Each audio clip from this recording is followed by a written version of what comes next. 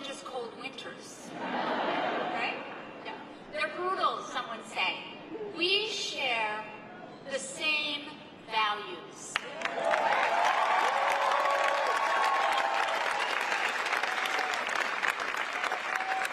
Now I want you to know if you needed me to, I would come and shovel your driveway. And I bet you'd come and shovel mine. Or we'd give each other kids rides to hockey practice or band practice or whatever we needed, right? Yes. Because here's what we do. We look out for each other. And these values form the foundation of our lives together. And that's how Vice President Harris and my husband Tim were raised. They both come from middle-class communities. Kamala was raised by a working mom in Oakland, California. And Tim grew up in a small town of 400 in rural Nebraska. And both Kamala and Tim learned the value of hard work and common good, just like all of you. And you know what? That's how I was raised too.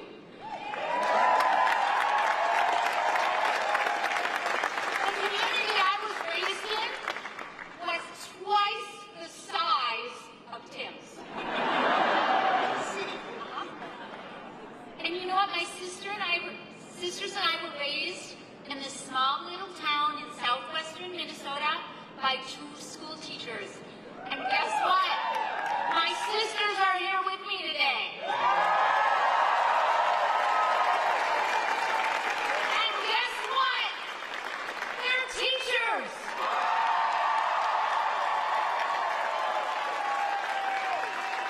And guess what again? My sister-in-law is from Wisconsin.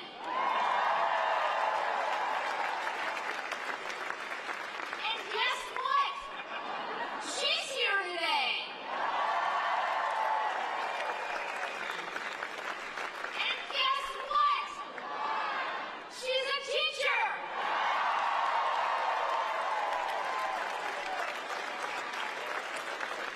You are good at that game. Our parents taught us the value of a hard day's work, how to balance the budget, and most of all, how to lend a helping hand to our neighbors in need and accept help from our neighbors when we needed it too. All the things that someone like Donald Trump, who grew up with a silver spoon in his mouth, could just never understand. So I'm excited today because you're going to get to hear from Tim. But first, I'm going to just tell you a few things about us and about why we're here. So I'd like to just tell you how we met. Is that all right? We were both teaching in the same school district in Nebraska. And he was teaching, very good, history, social studies, geography. And do you know what I was teaching? English. Oh, you might not need this lesson. But we even shared a classroom. And that classroom was an old choir room because our school was pretty short on resources and space. And so they put a divider right down the middle of that old choir room. And Tim was on one side and I was on the other side. And I have to tell you that his class was a little louder than mine. But every day I knew that there was excitement and enthusiasm in that classroom. And what Tim and I understood about each other, and the first thing that I think we loved about each other, was that we both shared the value of education. Yes?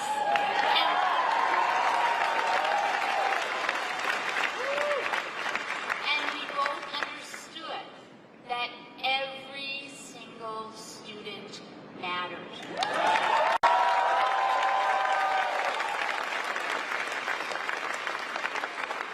Every day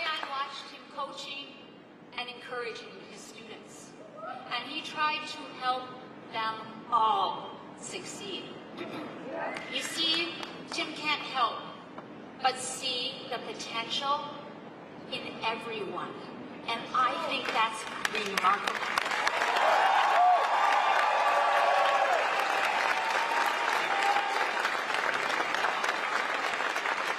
And he wants everyone to have a chance to reach it, and that is a commitment that I know he and Vice President Harris share. They believe in everyone, the potential and the opportunity for everyone. That's big. That's big.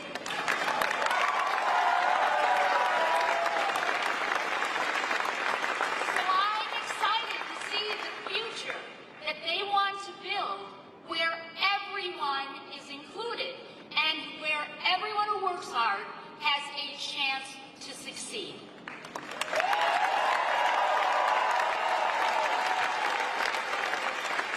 Now, I'm an English teacher, and I know that words matter.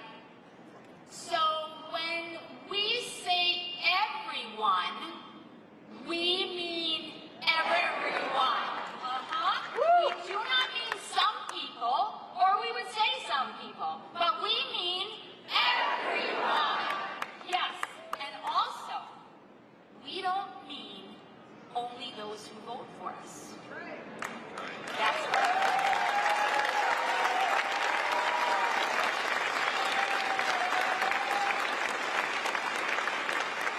What we mean is all of us.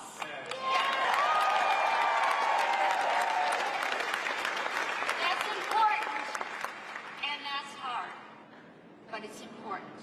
Now, we have a chance in this election to elect a president and a vice president for all Americans, for everyone. Yes, and we reject that group who is only in it for themselves. That's not us.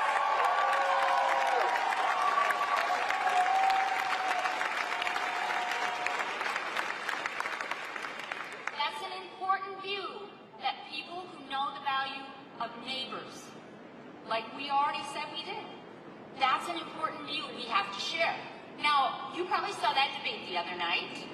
Yeah, that was great. And what Kamala Harris told us we had to do was we had to turn the page, right? Yeah, because we have something really exciting headed in our direction. But I kind of liked it when she did this. Turn the page. You didn't like that? Okay, so I need you to be with me and practice with me. What are we going to do? We're going to turn the page. Oh, pretty good. Do it again. We're going to turn the page.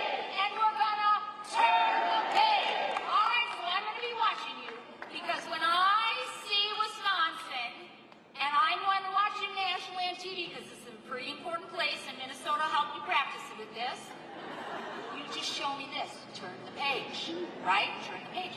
And you know what else that looks like? Bye-bye. Bye-bye, Donald Trump.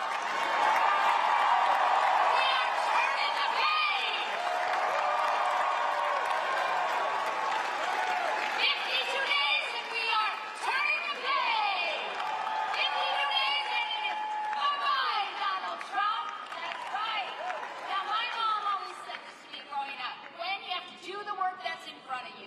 And when I was growing up, I thought that meant the dishes or my schoolwork. But what that actually meant is what I've actually come to realize, which is empowering, that all of us, with our own eyes, must see the work that is in front of us. And we must define that for ourselves and our community and our state and our country and our region. And that's empowering, and that's important, because we have to bring everything we have to that, especially for the next 52 days. We have to bring our time and our talents and our gift and our vision, and we have to decide how we can best be of service. So I am asking you, even though my mom's not here, she's a retired teacher, as I've already told you, I am asking you if you will, with Tim and Kamala and Doug, me, our children, your friends, and your neighbors, will you do the work that is in front of us? Yes? Yes, thank you. We are going to volunteer, right? And we are going to bring friends to volunteer. Yes, we are. And we are going to door knock. And we are going to have really hard conversations with undecided neighbors. And we are still going to have those conversations with people who might have unfortunate signs in their yard. Yes, we are. Because that's what we have to do. Because we have turned the page. Yes, we have. And we are choosing a new way forward.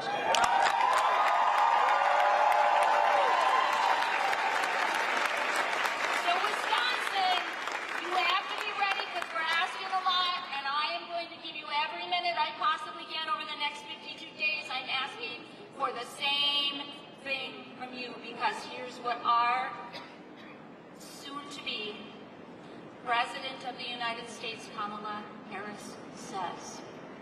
When we fight, we win! When we fight, we win! When we fight, we win! We're ready to fight, I think. Yeah!